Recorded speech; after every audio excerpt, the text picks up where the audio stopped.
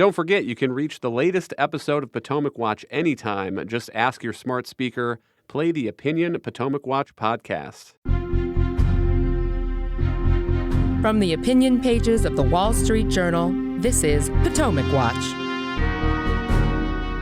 Welcome back. I think this is a great case to discuss when we're thinking about how modern United States government has come to work, though, because if the administrative agencies get this amount of leeway to forgive any loans if there's any type of emergency, you can imagine a president declaring a climate emergency or finding some sort of hook that he can try to hang whatever policy he independently wants on top of.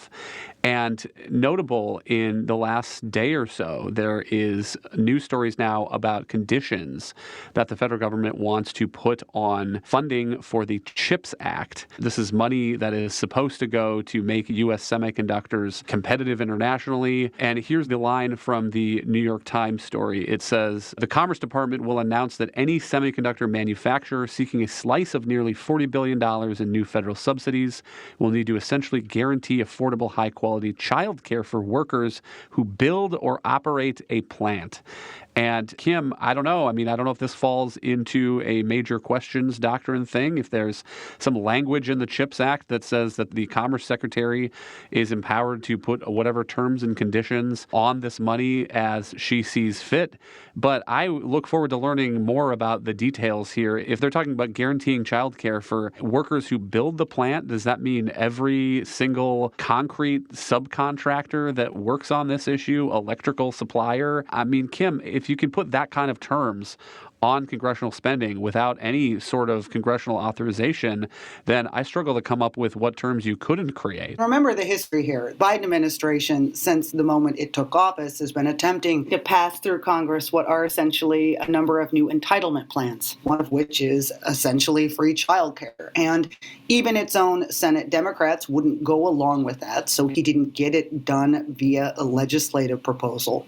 So now instead we have a completely separate piece of legislation in which the administration is dangling $40 billion, which was clearly appropriated by Congress to encourage chip makers to build more plants here in the United States.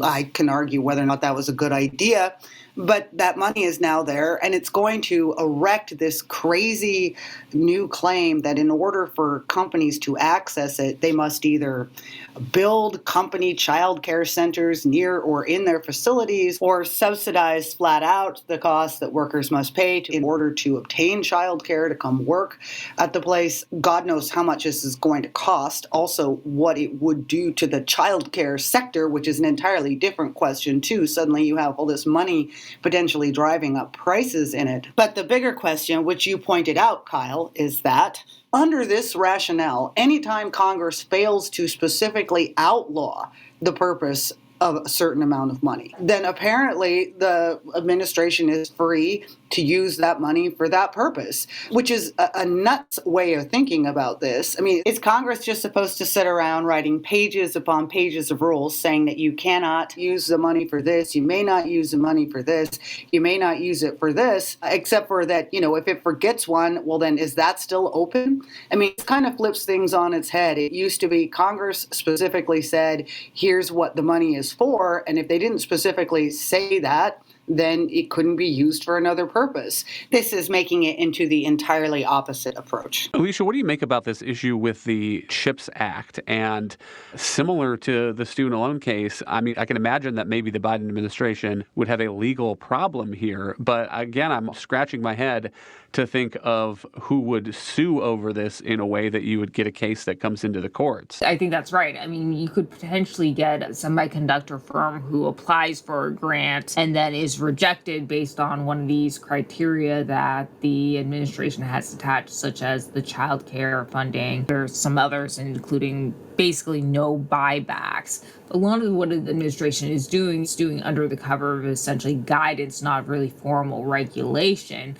And so it's basically saying that we're going to favor or give preference to certain companies based on that meet these criteria, and these applications are going to be evaluated behind closed doors. A little bit like, a co-op application. So when you apply to join a co-op, you have to fill out an application and they evaluate it, but they don't ever tell you why you didn't get selected or why you're not allowed to buy or rent in a place. They just reject you. And that's essentially what the administration will probably do. It'll pick certain applications and reject others, but won't necessarily explicitly detail why they're picking and choosing winners and losers, which will make it harder to mount a legal challenge. There could be an issue with non-delegation doctrine, which is a very old, again, 80 or 90-year-old doctrine that Congress can't give just delegated spending powers or other powers to the administration to know exactly what it wants. But that raises the question that you raised is, do you really expect Congress to rule out all these crazy things? I mean, it did put certain conditions on the grant funding in the CHIPS bill, like you can't use the money directly for stock buybacks, and limitations on their ability to invest in China for advanced manufacturing. But again, you can't expect Congress to basically rule out every kind of restriction or every kind of requirement that any kind of administration could think of. Kim, circling back here, we'll give you the last word on the student loan forgiveness plan. Do you foresee, given what we know about the Biden administration's arguments and how some of the oral advocacy went today, do you foresee a typical 6-3 conservative liberal split here on the court, or something more messy, or maybe one of the liberal justices is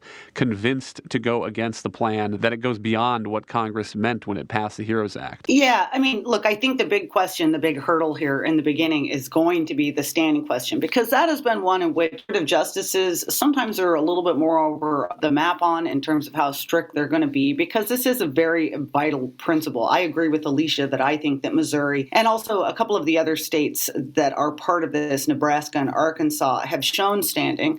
We'll see if the justices agree. If this is one area where the Supreme Court, at least in times in the past, has been a little bit more willing to go there when it's pretty obvious that one of the branches is overstepping its boundaries and out of its lane. One of the cases that I remember very specifically was Noel Canning. President Obama declared the Senate in recess, and so that he could name his own people to the National Labor Relations Board. And that was a 9-0 decision from the court, striking down that move and invalidating, in essence, the people that had been placed on that regulatory body.